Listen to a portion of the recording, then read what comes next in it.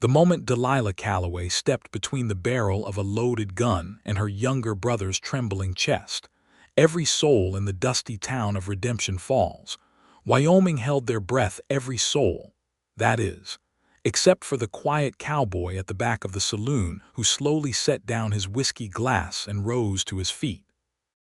The year was 1878, and Redemption Falls was exactly the kind of town its name suggested. A place where people arrived broken and either found salvation or sank deeper into ruin. Nestled in the high plains of Wyoming territory, it sat at the junction of two cattle trails, making it a waypoint for drovers, drifters, and desperados alike. The summer had been brutal, the kind of dry heat that cracked the earth like old leather and made men do things they would later regret, if they lived long enough to feel regret at all.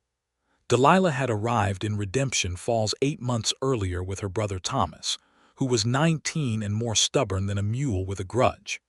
They had come from Missouri after their parents died of typhoid fever within a week of each other, leaving them a wagon, a small chest of money, and nothing else in the world to call their own.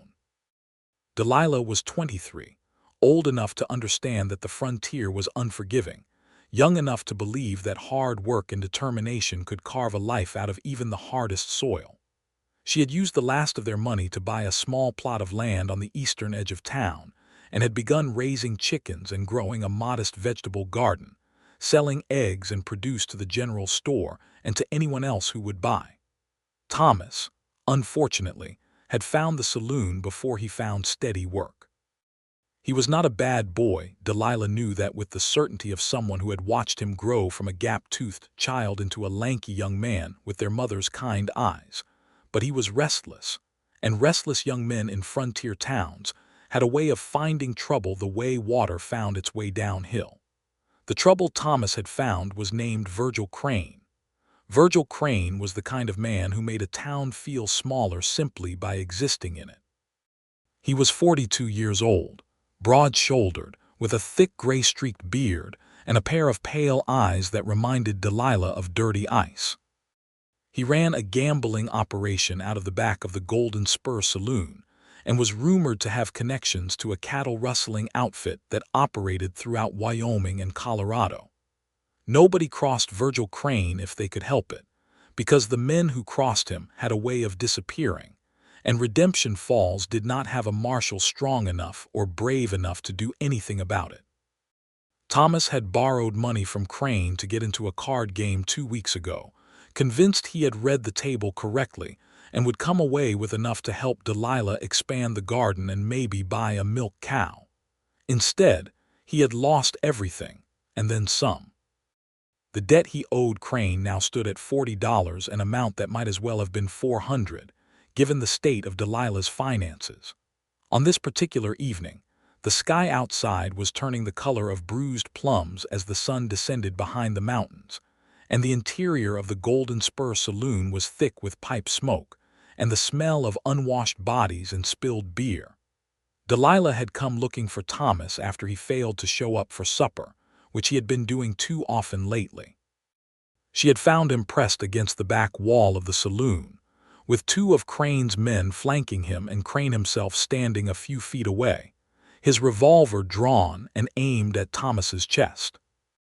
"I told you what would happen if you didn't have my money by Friday," Crane was saying, his voice terrifyingly calm. "It is Friday." Thomas's face was white. "I just need a few more days, Mr. Crane. I swear on my mother's grave I'll have it." "Your mother's grave," Crane repeated as though tasting the words and finding them amusing. "That's a creative offer, son, but I don't have much use for graves." The saloon had gone utterly quiet. The piano player had stopped. The bartender had stepped back against the shelves. Every man in the room was studying the floor or the ceiling or his drink, because nobody wanted Crane's pale eyes to land on them. That was when Delilah pushed through the crowd. She had not planned it. She had not had time to think. She saw the gun pointed at her brother's chest, and something inside her, some fierce, irrational, all-consuming love that only siblings who have lost everything else can understand, simply moved her feet forward until she was standing between Thomas and the barrel of Virgil Crane's revolver. "Take me instead," she begged, her voice breaking on the words even as she lifted her chin and forced herself to meet Crane's icy gaze. "Whatever he owes you, take me. I'll work it off. I'll do whatever you need done. Just let my brother go." The silence in the saloon deepened into something that had weight and texture, like a held breath stretched so long it became painful. And then, from the back of the room, came the slow, deliberate scrape of a chair being pushed back. Boots struck the wooden floor with unhurried purpose, each footfall measured and calm in a way that somehow carried more authority than any shout could have managed. The crowd parted without being asked, the way water parts around a stone, and a man walked through. He was tall, not in an imposing, threatening way, but in the way of someone who had simply grown into his full height and learned to carry it easily. He wore a plain brown hat that had seen better decades, a blue shirt faded by sun and washing to the color of a summer sky at dusk, and a pair of worn leather gloves tucked into his belt. His face was angular, weathered by the sun to a warm brown, with dark eyes that were calm without being cold, and a jaw that looked like it had been sculpted by someone who valued durability over prettiness. He was perhaps 28, 29 at the most, with the kind of quiet steadiness that made him seem older and the kind of easy movement that made him seem younger all at once.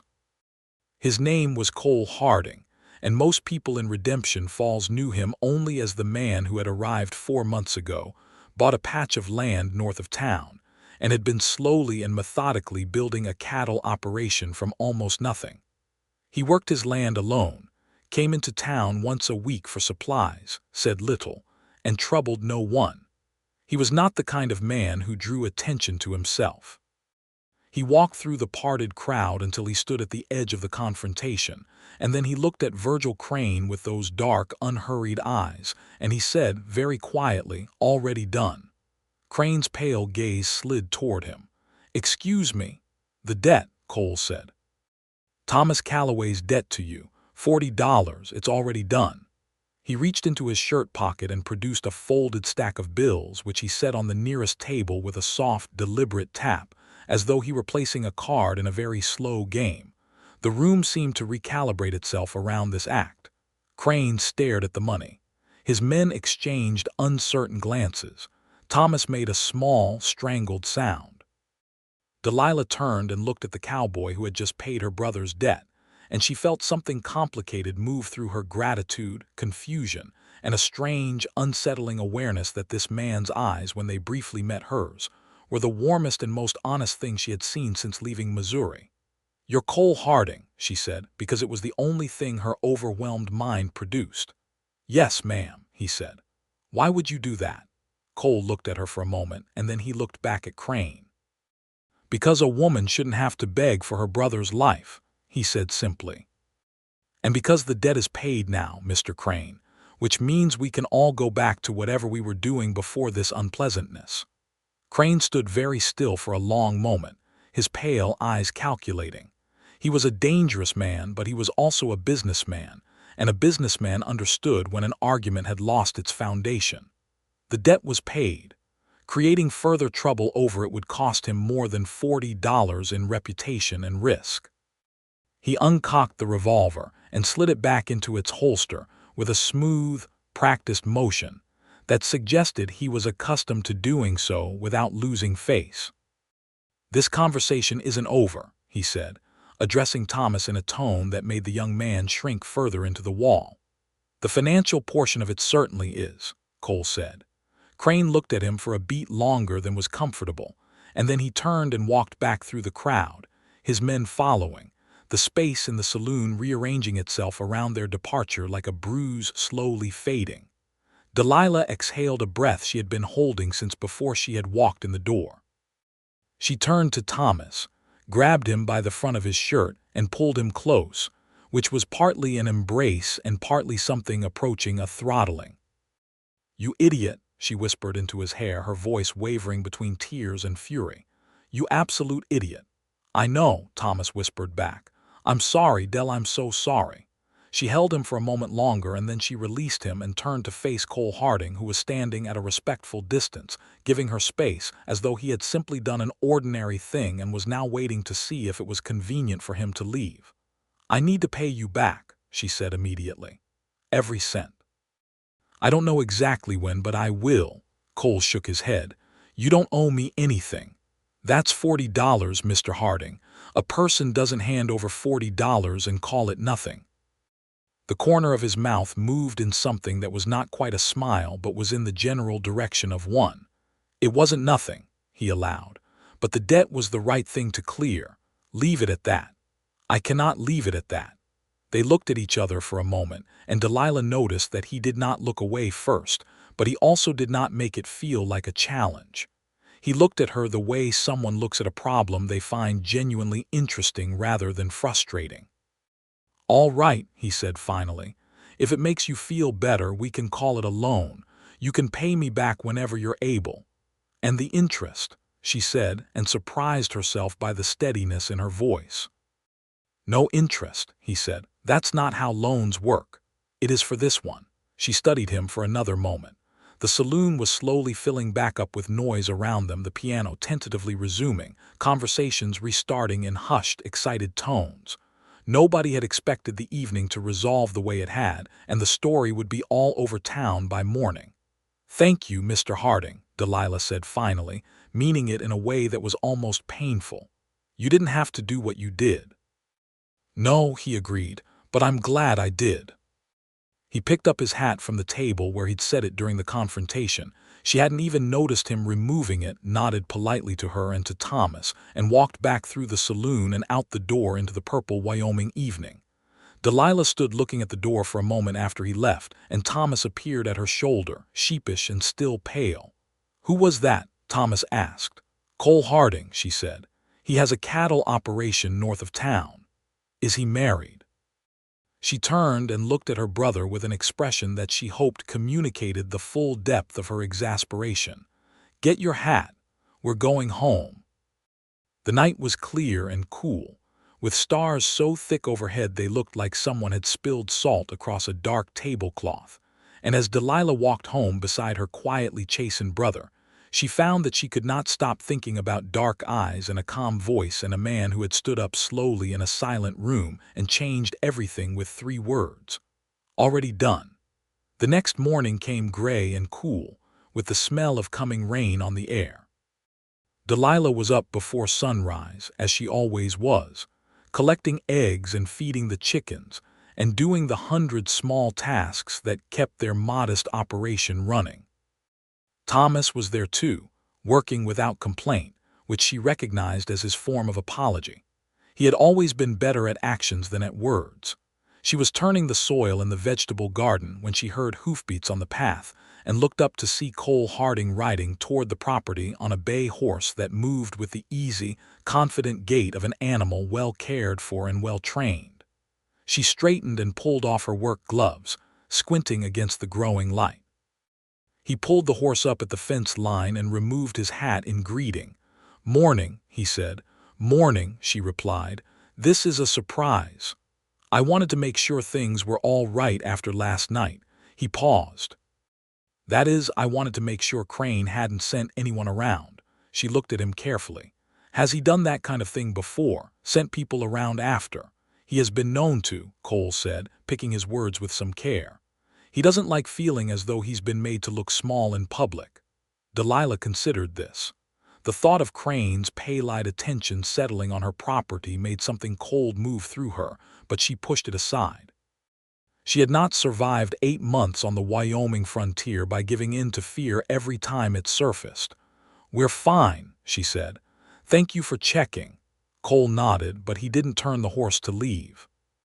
He was looking at her garden and there was something considering in his expression.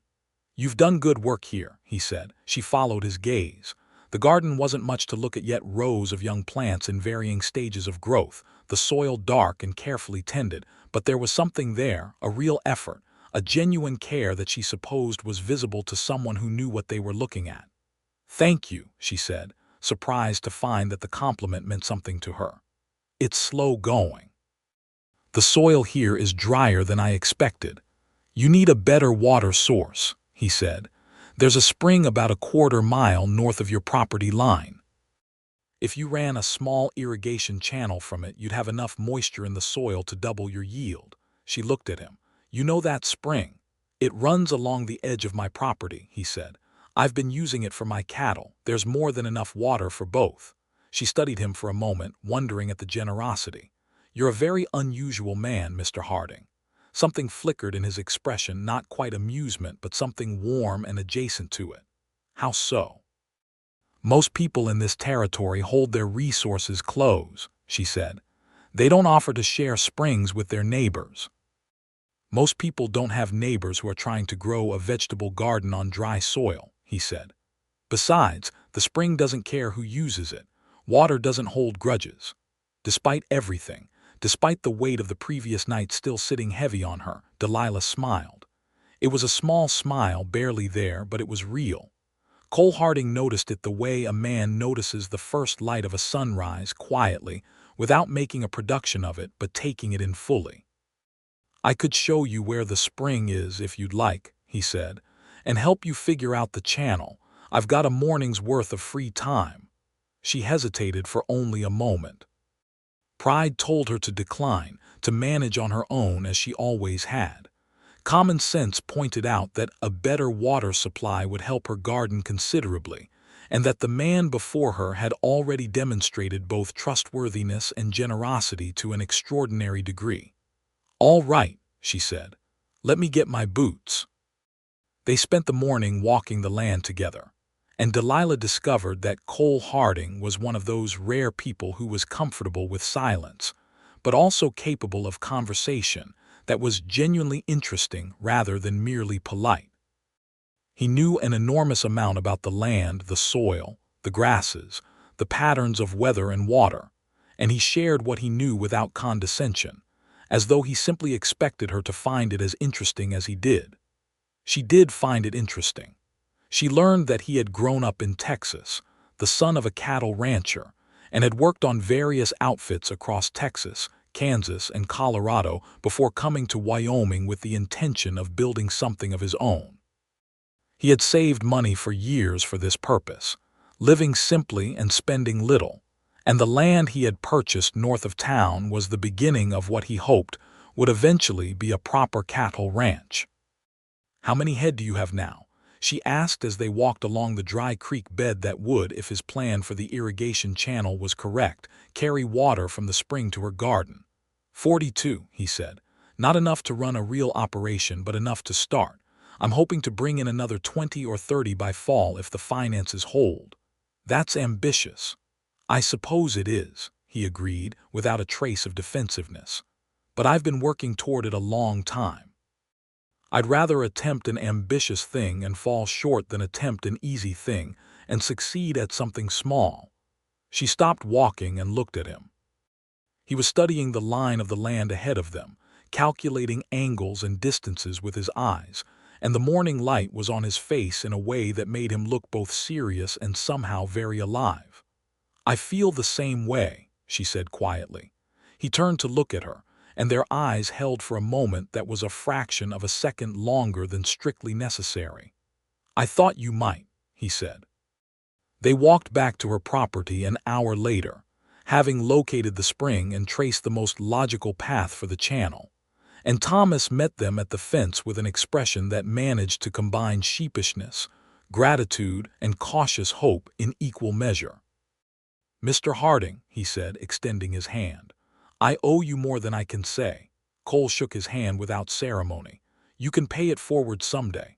I intend to, Thomas said, and the simplicity of his sincerity seemed to settle something between them.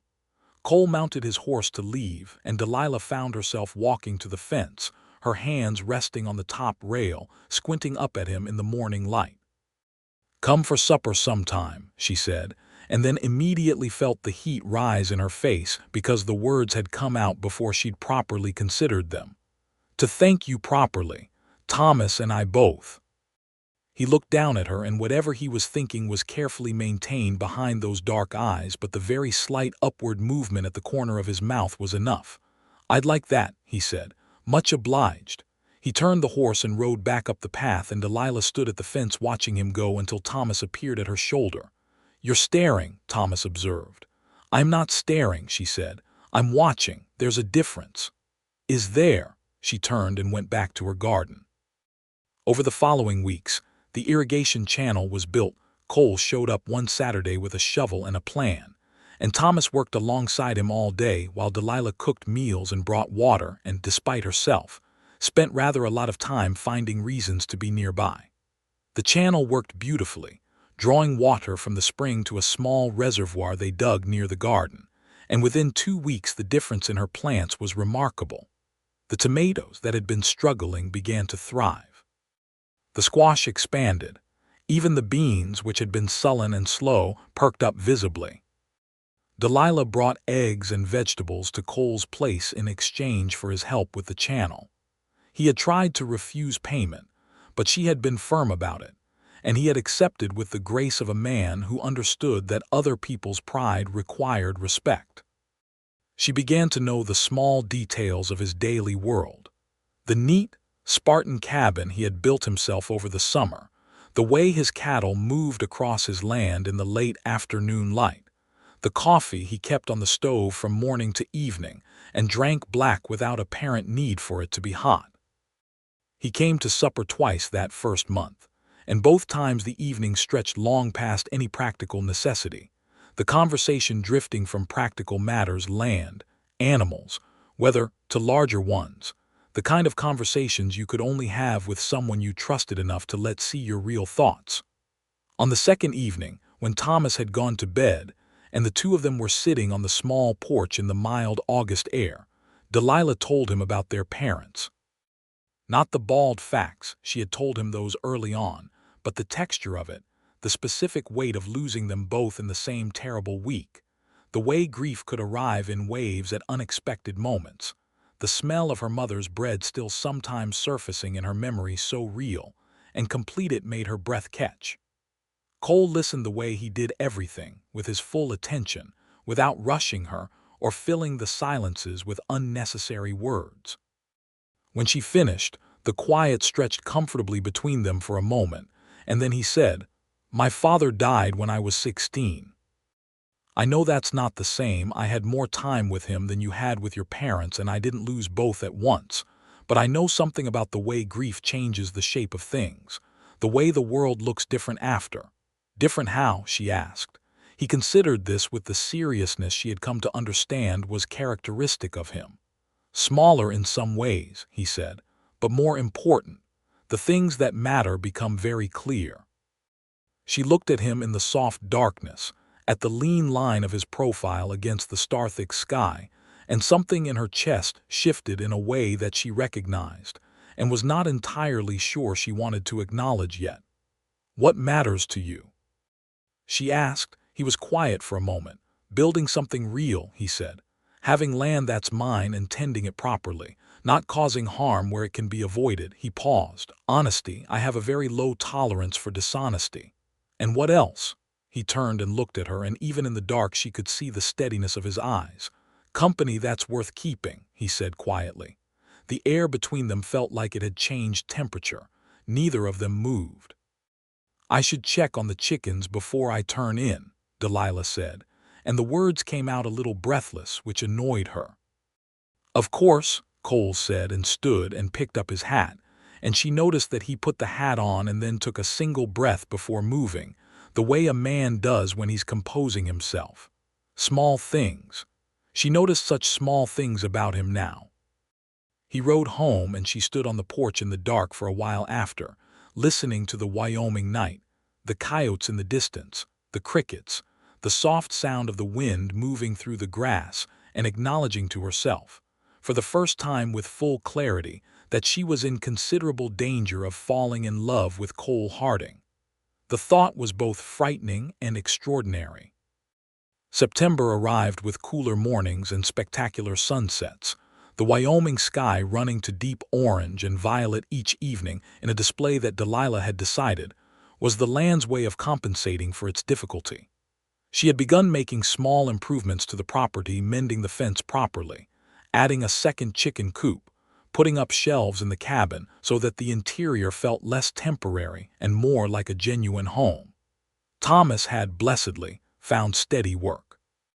The local blacksmith, a large and patient man named Garrett Wells, had agreed to take Thomas on as an apprentice. Thomas had a talent for it that surprised everyone, including himself, a natural precision in his hands, and a satisfaction in the physical reality of making things that seemed to settle something restless inside him. He came home tired and happy in the evenings, smelling of coal smoke and iron, and Delilah noticed with cautious relief that he had not been back to the Golden Spur. Virgil Crane had not, as Cole had feared, sent anyone around to trouble them. He had, however, not forgotten. Delilah learned this through the network of information that flowed through any small town, carried mostly by Mrs. Adelaide Pryor, who ran the millinery shop and had managed to know everything about everyone in Redemption Falls for the past 12 years without anyone quite understanding how. Crane has been asking around about the Harding boy, Adelaide told Delilah one afternoon while Delilah was picking up thread and a length of calico at the shop. Who he is, where he came from, whether he has any enemies. Delilah's hands went still on the bolt of fabric. Is that so? Crane doesn't like being made to look less than he is, Adelaide said, her needle moving steadily through the brim of a hat she was repairing. And he was made to look very small indeed in the Golden Spur that night. People are still talking about it. What kind of man is Cole Harding that Crane would find worrying? Delilah asked, keeping her voice neutral. Adelaide gave her a look that communicated precisely how transparent that neutrality was. The kind who doesn't bluster, she said. And that is the most dangerous kind as far as men like Crane are concerned. Delilah bought her thread and calico and went home and spent the evening thinking about what to do, eventually deciding that Cole deserved to know Crane was asking about him, and that she should be the one to tell him. She rode out to his property the following morning on the old roan mare she had recently acquired in trade for 2 months' worth of eggs, a transaction she was quietly very proud of.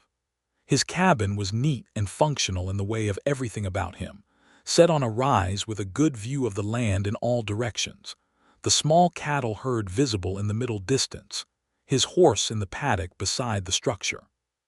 He was splitting wood when she arrived, and he stopped when he saw her, setting the axe down and coming toward her in that unhurried way of his.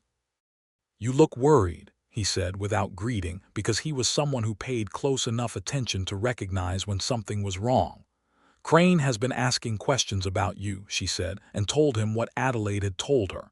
He listened without interrupting, and when she finished he stood for a moment with his arms crossed, looking out at the land. "I expected something like this," he said. "You expected it and you still paid the debt," he looked at her. "If I only did the right thing when it was without risk, it wouldn't be especially meaningful." She felt a flush move up her neck. She looked down at her hands on the reins. "I don't want you to be in danger because of what you did for Thomas, for me." Delilah, the way he said her name simply, directly, without decoration, made her look up at him. It was the first time he had used her given name, she realized. He had always said Miss Calloway before. "Crane is a problem that this town has had for a long time. My paying that debt didn't create him. It may have annoyed him, but I'm not in the habit of organizing my decisions around what annoys dangerous men." "That is a very principled position," she said. "It is also one that could get you killed." "Most principled positions carry that risk," he said. "That's rather the point." She looked at him for a long moment, this infuriating, steady, quietly extraordinary man, and felt something she could no longer pretend was merely gratitude or admiration. "You are the most frustrating person I have ever met," she said. He blinked. "Because I'm not afraid of Crane. Because you make it very difficult to worry about you sensibly," she said, and then felt her face go warm because that was more honest than she had intended. Something changed in his expression.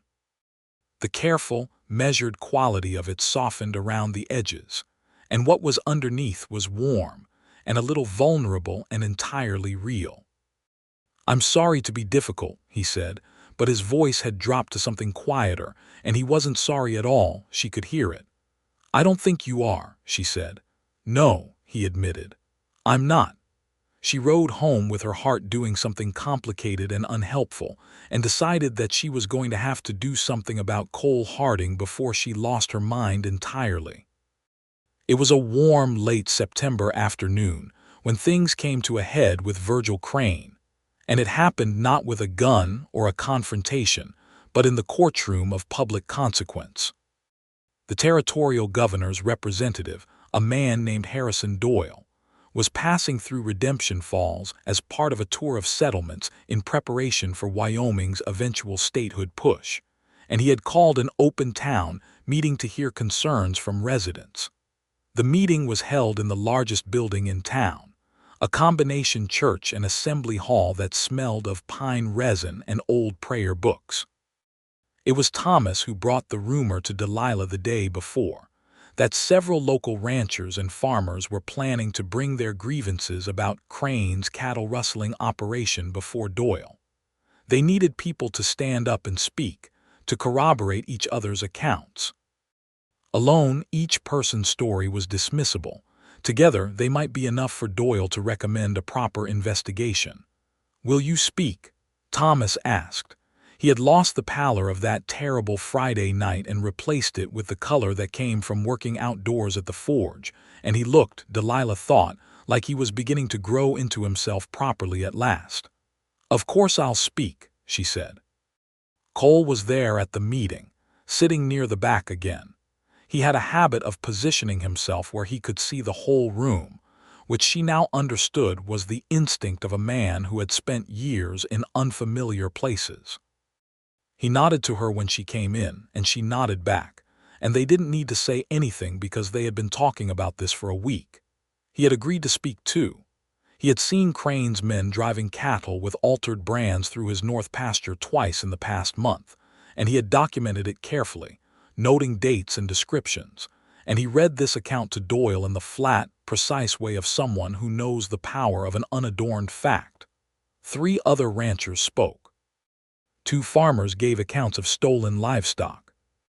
A woman whose husband had been badly beaten by Crane's men for refusing to pay an illegitimate toll on the road through his property told her story in a voice that shook but never broke. And Delilah spoke. She told the story of that Friday night in the Golden Spur, told it plainly and with every detail she remembered, and the room was very quiet as she spoke. Crane was not at the meeting. He had been in Cheyenne, which was either very convenient or very deliberate. When the meeting ended, Harrison Doyle told them he would be recommending a federal investigation. He could make no promises about timing, but he could promise that their accounts would be forwarded to the right offices and taken seriously. It was not justice, not yet, but it was the first real movement toward it that anyone in Redemption Falls had seen in years, and the mood on the street afterward was cautiously hopeful, the kind of hope that comes from people discovering they are collectively braver than they are individually. Cole found her outside as the crowd was dispersing, and they walked together without having planned to, falling into step naturally, heading away from the center of town toward the quieter end of the main street. "You spoke well," he said. "You spoke better," she said. "All those details, the dates, the descriptions, that was smart." "Documentation matters," he said. "Feelings and impressions are easier to dismiss than recorded facts." "Was that something your father taught you?" He considered this. "In a way. He always said if something is worth knowing, write it down. A man's memory is unreliable, but paper doesn't change its story." She smiled. "I like that." They had reached the edge of the main street, where the wooden buildings gave way to open land and the road curved northward. The afternoon light was golden and long, the way it got in late September, laying the world out in warm amber and shadow. "Delilah," Cole said, and stopped walking. She stopped too and turned to face him. He had his hat in his hand, turning the brim in a way she had come to recognize as the only visible sign of his discomfort with uncertainty. "There's something I want to say to you," he said. "All right," she said, careful and still. "I have been trying to find the right time to say it for about 6 weeks," he said, which made something in her chest tighten pleasantly. And I've concluded that there is no perfect time, and waiting for one is just cowardice wearing a polite dress." She almost laughed. She pressed her lips together and held it. "I think about you considerably," Cole said. "More than is probably reasonable for a man in my situation. Every conversation we have, I find something I want to remember. And I find myself," he paused, searching for the word with his characteristic care, "gravitating toward you. In every sense. I want to know what you think about things. I want to see you when I haven't for a few days. I want—" He stopped again, and this time he looked at her directly, with those steady dark eyes that held nothing back when he chose to let them show. "I want to court you if that's something you would be willing to consider, properly, honestly, with the intention of something real." The golden light was all around them, and the Wyoming sky above was the particular deep blue of a late afternoon in autumn, and Delilah Calloway, who had been strong and practical and self-sufficient for as long as she could remember because she'd had to be, felt something loosen in her chest that she hadn't known she'd been holding tight. "I think about you too," she said, "considerably." The corner of his mouth moved. "Is that a yes?" "It's a yes," she said, emphatically. He smiled then fully, and it changed his whole face, all that careful steadiness opening out into something warm and genuine and slightly disbelieving, as though he had expected more resistance and was not quite sure what to do with the absence of it. "Well," he said. "Good. Good," she agreed.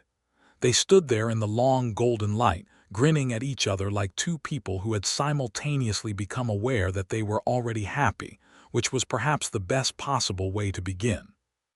The courtship was conducted with the same quality that characterized everything Cole did: unhurried, deliberate, and marked by a genuine attentiveness that Delilah had never experienced from any man before.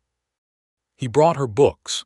She had mentioned once in passing that she loved to read and missed having access to a library, and the next week he appeared at her door with a copy of Far from the Madding Crowd, that he had ordered specially from a bookshop in Cheyenne, which suggested both that he had been paying attention and that he had been planning ahead. She discovered this habit of forward planning was fundamental to him. He thought in terms of seasons and years, not days, which was precisely the habit of mind a man needed if he was going to build a cattle ranch from almost nothing on the Wyoming frontier. In return, she brought him things from her garden, which was now genuinely thriving thanks to the irrigation channel, and she cooked meals that were better than anything he was producing for himself, and she told him about the books she read and was not shy about disagreeing with him when she did, which he appeared to find genuinely delightful rather than disconcerting. Thomas observed all of this with the benevolent approval of a younger sibling who believes himself to be significantly more perceptive than he actually is, and Delilah let him believe it because it made him happy. One Sunday morning in early October, Cole took her riding. They went north past his cattle operation, up into the foothills where the aspens had gone gold and the air had the crisp clarity of high-altitude autumn, and they rode for 2 hours through country so beautiful it made conversation feel inadequate. At the top of a long rise, they stopped and looked out at the valley below Redemption Falls, tiny and geometric in the middle distance, the cattle on Cole's land visible as small dark shapes against the yellow grass, Delilah's property just visible further south, the mountains beyond it all enormous and permanent and indifferent to the small human dramas unfolding at their feet. "This is why I came here," Cole said quietly. "When I was working other people's land in Texas and Kansas, I used to try to imagine what it would feel like to stand on land that was mine and look out at it. I couldn't quite get it right in my imagination. What does it feel like?" She asked, looking at his profile against the vast sky. "Like being responsible for something that matters," he said. Like having a reason to do everything correctly, because the land will show you, honestly and without mercy, whether you did or didn't." She thought about her own small plot, the garden that had nearly failed and was now producing abundantly, the chickens that had multiplied from 6 to 20, the slow accretion of effort that was beginning to look like something real. "I understand that," she said. He looked at her then. "I know you do. That's one of the things He stopped and then went on carefully. One of the things I respect very much about you. You understand what it means to build something." The wind moved through the aspens below them with a sound like rushing water, and the gold leaves trembled and caught the light, and Delilah felt as though the world was specifically arranged at this moment to be as beautiful as possible. "Cole," she said, "I'm glad you were in that saloon that night." He looked at her steadily. "So am I," he said, "more than I can properly explain." "You don't need to explain it," she said. "I understand." He reached out and, with a care that was more moving than any grand gesture, took her hand where it rested on the saddle horn. His gloves were in his belt as they usually were when he wasn't working, and his hand was warm and large and entirely steady, and she turned her hand over and held his properly, and they sat that way for a long while, looking out over the valley, and did not say anything more because they didn't need to. The federal investigation into Virgil Crane began in November, when 2 deputy U.S. Marshals arrived in Redemption Falls from Cheyenne with federal warrants. It turned out that Crane's operation was considerably larger and more organized than most of the townspeople had realized, extending across 3 counties, and involving a network of men who had been moving stolen cattle across the territory for nearly 4 years.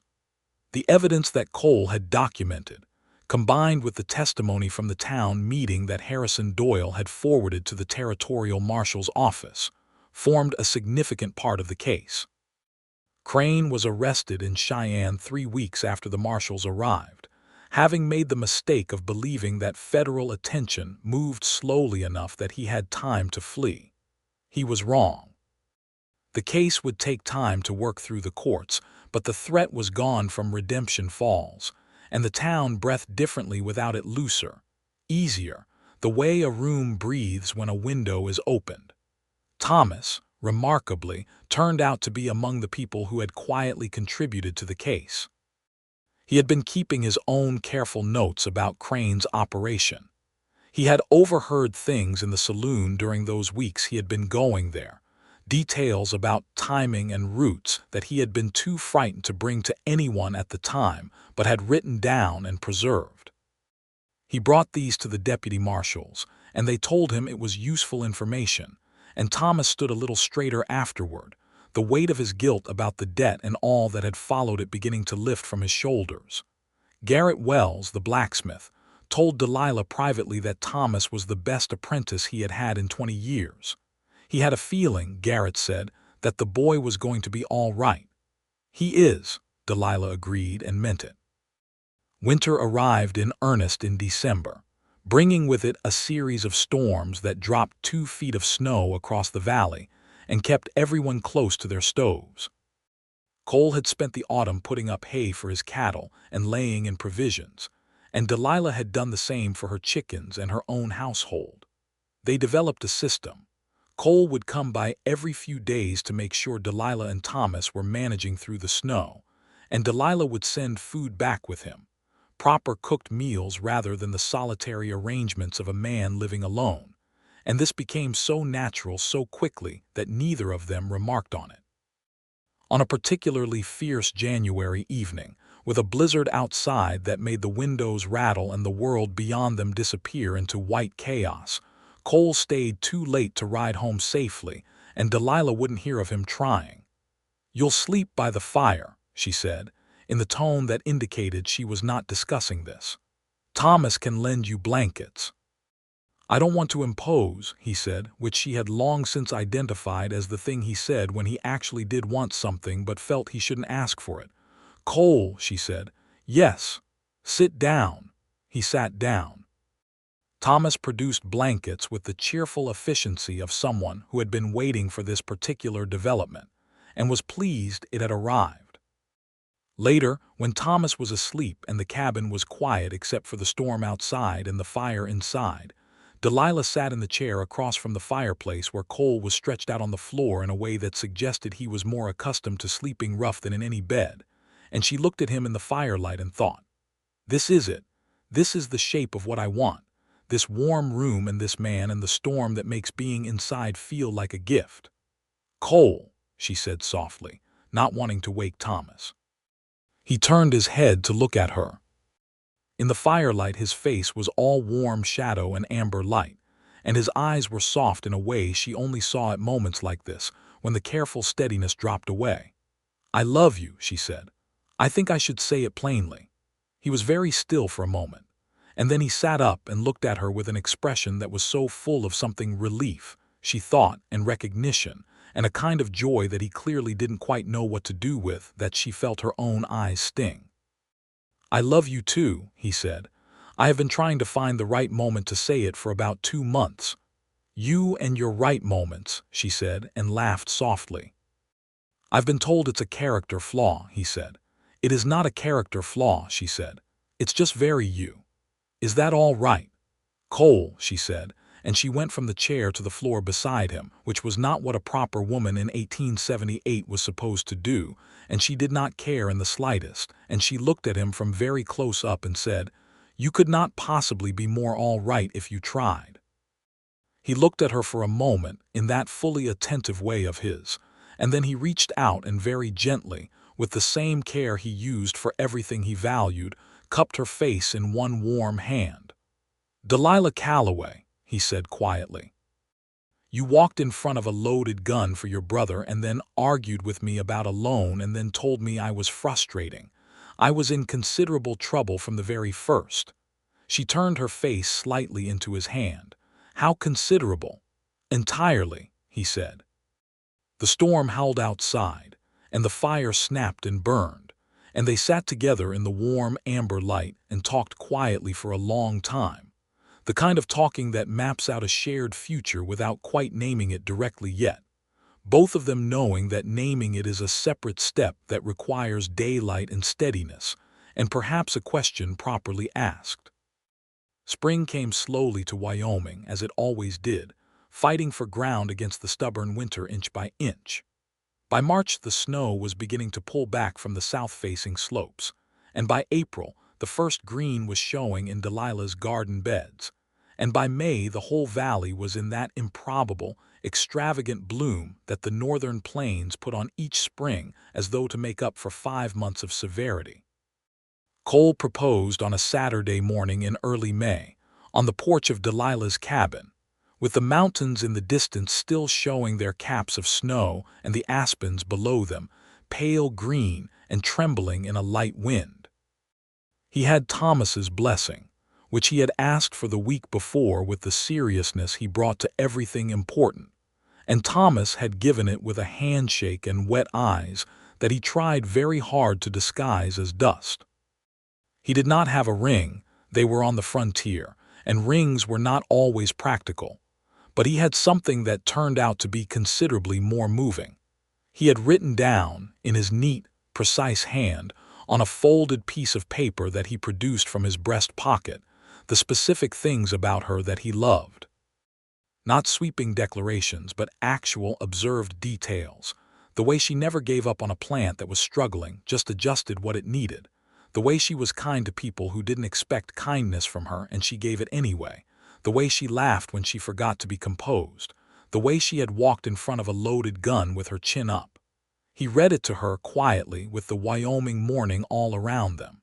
And then he said, "I want to build something real with you. I want the ranch and the garden and the life, and I want it with you beside me. Will you marry me?"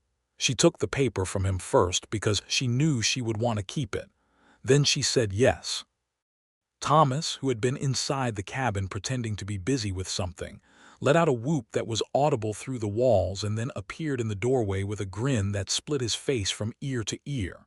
"Finally," he announced. "We were standing outside for approximately 4 minutes, Delilah said. "I've been waiting since November," Thomas said, and went back inside before she could respond. They married in June, in the small church that doubled as the assembly hall, which was packed to the walls because Redemption Falls had taken a proprietary interest in this particular union, from the night it had effectively begun in the Golden Spur. Adelaide Pryor made Delilah's dress, a practical but genuinely lovely thing in pale blue cotton, because Delilah had been firm about practicality and Adelaide had been firm about lovely, and the compromise pleased them both. Garrett Wells, who turned out to be an unexpectedly fine fiddle player, provided the music afterward. Thomas stood up with Cole, looking so proud he seemed slightly likely to burst. A woman named Clara Whitmore, who had become Delilah's closest friend in Redemption Falls. She ran the town's small school and had a wit like a sharp knife and a laugh that filled rooms stood with Delilah. The vows were the traditional ones, but when the minister reached the part where Cole was to speak his own promises, he added one that was not in the liturgy, quietly, just for Delilah. I promise to tell you things plainly, even when I take too long to find the right moment. The minister raised an eyebrow. Delilah pressed her lips together very hard and did not laugh. It was, she thought, the best possible promise he could have made. The first year of their marriage was the busiest and the happiest that either of them had known. They combined the two properties, Delilah's with its productive garden and thriving chicken operation, Cole's with its growing cattle herd and expanding infrastructure, and found that the combination made each stronger than it had been separately, which neither of them found surprising. Cole brought in 30 more cattle in the fall, bringing the total herd to 85, which was enough to begin running a real operation. They hired two Hands brothers named Hector and Augusto Reyes, who were Mexican and skilled in ways that Cole respected completely, and whom he paid fairly and treated with the straightforward decency that he applied to all people. Hector and Augusto had a way of working with the cattle that was efficient and confident, and the three men developed an easy working understanding that required few words.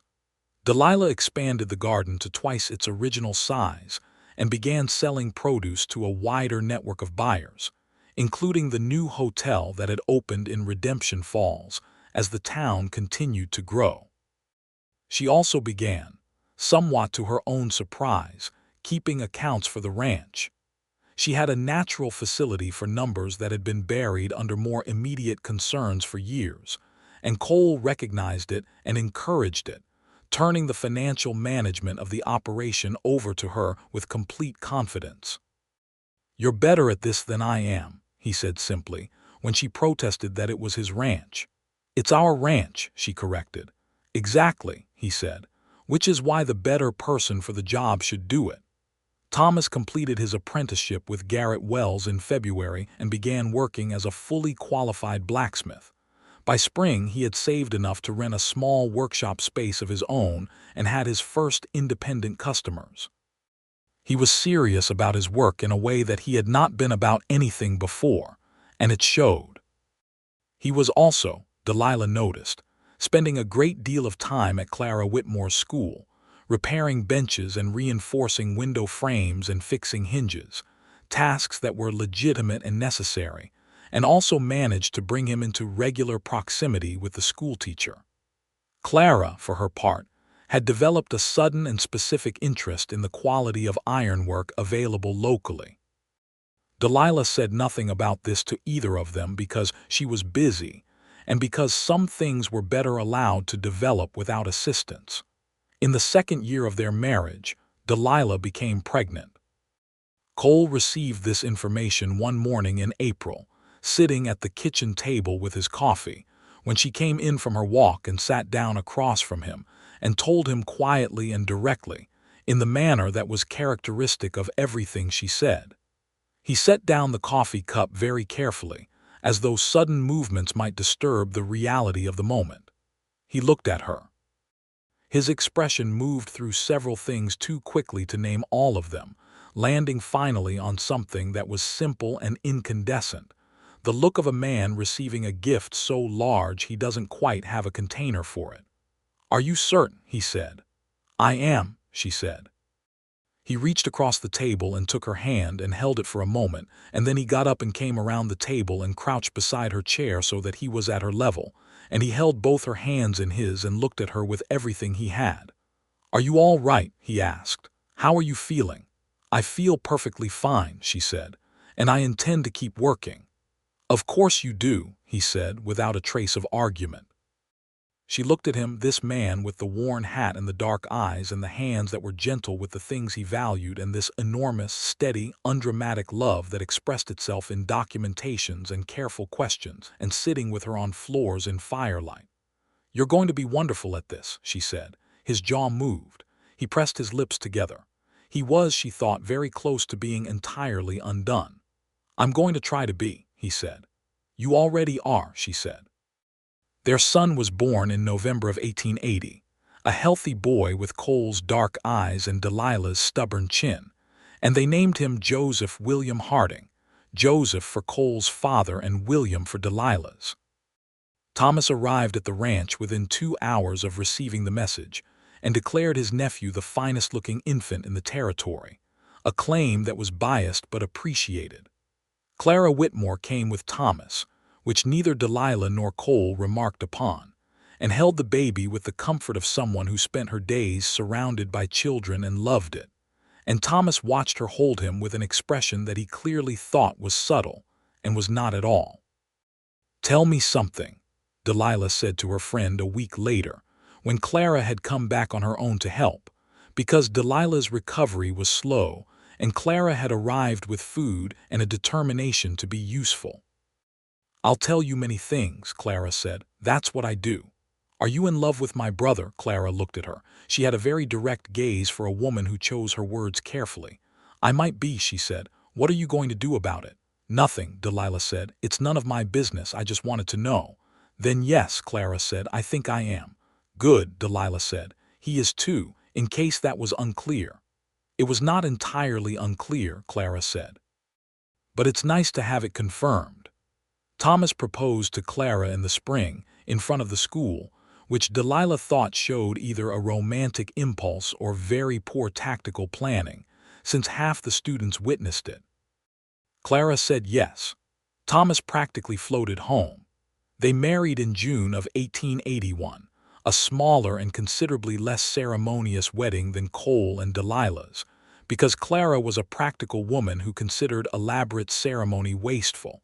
But the happiness in the room was enormous and genuine, and Thomas's grin lasted approximately 4 days.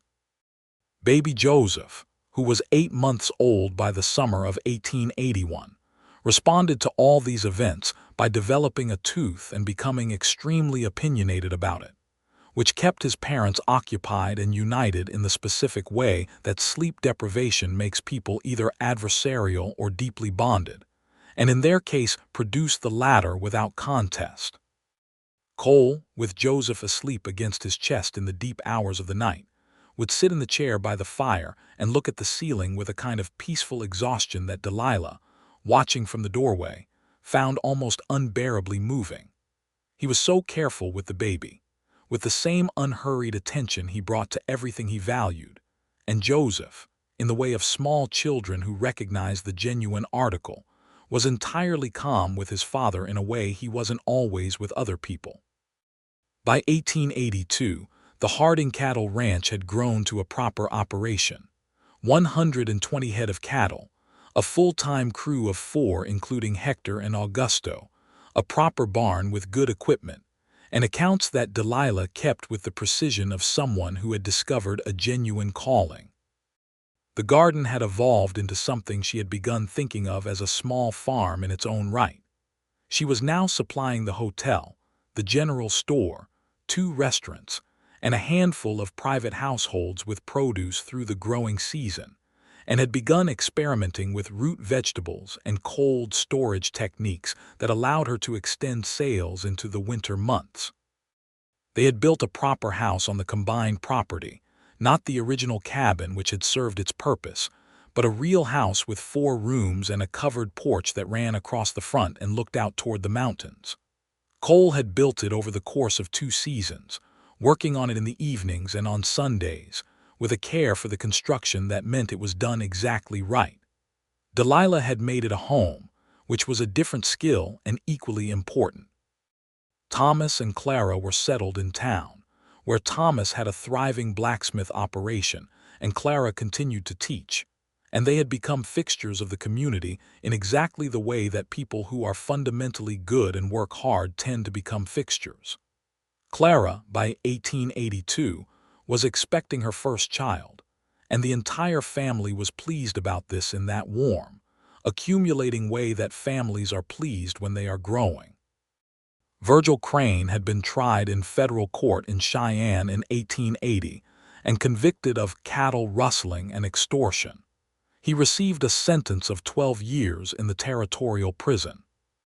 The news had come to Redemption Falls on a Thursday, and Cole had read it in the newspaper and then set it down on the kitchen table and looked at Delilah with a quiet satisfaction that was not triumphant but simply right. "It's done," he said. "It is," she said. "Your testimony mattered," he said. "What you said at the town meeting." "What everyone said mattered," she said. "That's rather the point of it." He looked at her. "You're the one who walked into that saloon. And you're the one who stood up," she said. "We can argue about credit for the rest of our lives if you like, or we can agree that it took all of it and be satisfied." He smiled. "I prefer the latter. I know you do." On a September evening in 1882, 4 years after that night in the Golden Spur, Delilah sat on the front porch of the house Cole had built, watching the light go down behind the mountains. Joseph was inside, asleep at last after a tremendous effort to convince her he didn't need sleep, which he clearly did, having collapsed into unconsciousness mid-argument at the kitchen table. Cole was in the barn doing the last check on the cattle, which he did every evening without exception, and she could see the lantern light through the barn door across the yard. She thought about the woman she had been 4 years ago, arriving in Redemption Falls with a wagon and her brother, and almost no money and a determination so fierce it was nearly indistinguishable from fear. She thought about the garden that nearly failed and the debt that nearly ruined everything and the terrible evening when she had stood in front of a gun and begged for someone else's life to be spared. She thought about a quiet man rising slowly from his chair in the back of a saloon and walking through a parted crowd with his boots striking the floor in that measured, unhurried way, and 3 words that had changed everything. Already done. She had not known that evening that those words would change her life, or that the man who spoke them would become so thoroughly woven into everything she was, and everything she wanted to be, that she could no longer imagine the shape of herself without him. She had not known that the frontier, which had seemed so terrifying and hard when she arrived, would reveal itself to be the place where she finally understood what she was made of and what she was capable of building. The lantern in the barn moved, and she saw Cole's shape in the doorway, tall, unhurried, settling his hat on his head against the cool evening air. And then he crossed the yard toward the house, and she watched him come. He stepped up onto the porch and looked at her, and the evening light was kind to him, softening the lines that 4 years of Wyoming weather and work had put on his face. "He's asleep?" Cole asked. "Face down in his own arm at the kitchen table," she said. He was mid-sentence. Cole laughed, a real laugh, quiet and deep and genuine. "I'll get him to bed." "In a minute," she said. "Sit for a moment." He sat beside her on the porch, and they looked at the mountains in the last light, and the evening star appeared above the western peaks, and somewhere in the distance an owl called once and was answered. "Clara's baby will come next month," Delilah said. "Thomas will be a wreck," Cole said. "A delighted wreck," she said. "Absolutely," he agreed. The owl called again. The light dropped another shade toward dark, and the mountains became silhouette and shadow, enormous and permanent and magnificent. "Cole," she said, "I want to tell you something." "All right," he said, and turned to look at her with that full, unhurried attention. "There are 1,000 things I planned for myself before all of this," she said. "Things I wanted and worked for. The garden, the property, building something real. I planned all of it." She looked at him. "I never planned you." He was quiet for a moment. "I know," he said. "I never planned you either." He reached over and found her hand in the dark. "I'm considerably more glad about the things I didn't plan than the ones I did." She leaned her head against his shoulder, which was solid and warm and exactly right. "Are you happy?" she asked. He was still for a moment, just the length of time it took him to find words equal to the truth of the answer. "Beyond what I thought was available to me," he said. "Yes." The mountains were dark now, just shapes against a sky full of stars, and the porch was warm enough still from the day's heat that the evening air was pleasant rather than cold. And inside the house, their son was asleep with his face in his arm after an argument about bedtime that he had spectacularly lost. And tomorrow Thomas would be at his forge and Clara at her school, and the cattle would be in the pasture, and the garden's last September harvest would need to be brought in, and there was always something that needed doing on a working ranch in Wyoming in 1882. But in this moment, there was nothing that needed doing. In this moment, there was only the porch and the stars and the warm, solid presence of her husband, and the sound of an owl somewhere in the dark, and the full, complete, undramatic, utterly sufficient happiness of a life being built exactly the way a life should be built day by day, honest effort by honest effort, with love as the foundation and the walls and the roof. In the spring of 1883, Clara gave birth to a healthy boy whom Thomas and Clara named Daniel, and Delilah and Cole stood as godparents with the gravity appropriate to people who understood what it meant to be responsible for the welfare of a small new person. Thomas held his son with an expression of total astonishment that gave way to something enormous and quiet, the look of a man who has arrived, without quite knowing when he was traveling, exactly where he was meant to be. Delilah watched her brother hold his child in the room above the blacksmith shop that served as their home, and she thought of their mother and the way she had looked at them, and she was glad the grief still had edges, because it meant the love was real. Cole stood beside her, and she felt his hand close gently around hers, and she knew he was thinking something similar because he was that kind of person, the kind who felt things alongside you without requiring you to explain them. By that summer, Delilah discovered she was expecting again, and this time the news came easier, the fear of it replaced by the confidence of experience. A daughter arrived in November, which was, they both agreed, probably fitting, given the balance of things.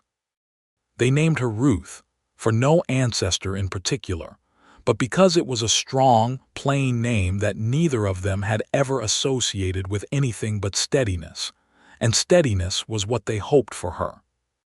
Ruth arrived with a personality already fully formed. It seemed opinionated, loud about her opinions, and inexplicably charmed by the cattle in a way that suggested she might be her father's daughter more thoroughly than her brother was. Joseph, at 3 years old, regarded her with the cautious assessment of someone encountering a new variable in an otherwise stable situation. "She's very loud," he told Cole seriously. "She is," Cole agreed. "Does she have to stay?" "She does," Cole said. "She is your sister, and she belongs here." Joseph considered this for approximately 30 seconds. Then he went and looked at her properly for the first time in the basket where she lay, red-faced and energetic, and something in his 3-year-old face shifted from assessment to ownership, and he said with great authority, "Her name is Ruth." "That's right," Cole said. "That is a good name," Joseph said, as though he had been consulted and approved it. From that point he was fiercely devoted to her, which was both sweet and occasionally logistically challenging. The ranch continued to grow. By the end of 1883, they had nearly 150 head of cattle, and were discussing the possibility of bringing in a small quarter-horse operation, since Cole had always had a feeling about horses, and the market for good working horses in the territory was reliable. Hector and Augusto had been with them for 2 years and were as much a part of the operation as any piece of it. They had their own quarters in a proper bunkhouse Cole had built, and they ate Sunday dinners at the main house regularly, and their presence was one of the things Delilah was quietly most proud of, that the ranch they were building was a decent place for every person who worked it. Redemption Falls itself had changed considerably in 5 years. The Crane era was over and felt distant already, the way bad things sometimes do when enough good things accumulate on top of them. The town had a proper marshal now, a fair and competent woman named Alice Drummond, who had shocked everyone by being appointed and impressed everyone by doing the job. A second school had opened to handle the growing population. The Golden Spur, where it had all begun, still operated but under new ownership. The gambling operation gone, replaced by a boarding house on the second floor that catered to the increasing number of travelers passing through. On a February evening in 1884, Cole and Delilah sat in the warm kitchen of the house he had built, the children asleep, the fire burning, a pot of coffee on the stove. He was going over the supply list for spring, and she was going over the accounts, and neither of them was talking, but the silence was the richest kind. The silence of two people so comfortable with each other that silence is simply another form of company. Delilah looked up from the accounts and looked at her husband and felt the by now familiar thing that she did not bother to analyze any more, simply accepted. The precise rightness of this. The specific, irreplaceable rightness of this life and this man and this ordinary winter evening in Wyoming. "What?" he said without looking up. "Nothing," she said. "I was just looking at you." He looked up then, and there was that warmth in his eyes that he didn't show everywhere but had long since stopped hiding from her. "Any conclusions?" he said. "Several," she said, "all favorable." The corner of his mouth moved. He looked back down at his list. "Good," he said. She smiled and looked back at her accounts, and outside the wind moved through the Wyoming night over the land that was theirs, over the cattle in the barn and the horses in the paddock, and the garden beds waiting for spring under their covering of snow, over the mountains that had watched all of this with enormous and ancient indifference and had not prevented any of it. And inside the house the fire burned, and the coffee cooled, and two people who had found each other by the most improbable of routes. A loaded gun and a begging woman and a quiet man who stood up slowly, continued building the life they were building, day by ordinary day, which is how all real lives are made. In the summers that followed, their life filled out in all the ways they had hoped, and some they hadn't anticipated. Joseph grew into a serious, curious boy who followed Cole everywhere on the ranch and who was, by his 7th year, riding well enough to be genuinely useful with the cattle in ways that made Hector shake his head approvingly and say that the boy had the instinct. Ruth grew into something quite different, a creature of considerable will and unexpected gentleness, who cried over injured animals and negotiated with astounding skill for extra time before bed, and who at 4 years old had already worked out that her father's calm was something to be respected, and her mother's practicality was something to be admired, and that the intersection of the two, if managed correctly, was quite favorable to a small girl with ideas. Clara and Thomas added a second child, a daughter they named Eliza, who arrived in 1885, and who was from the beginning the sort of calm, observant baby that made parents feel they had done something right, though experienced parents know this is mostly temperament and very little parental achievement. Thomas's blacksmith shop had by this time become the most reputable in the county.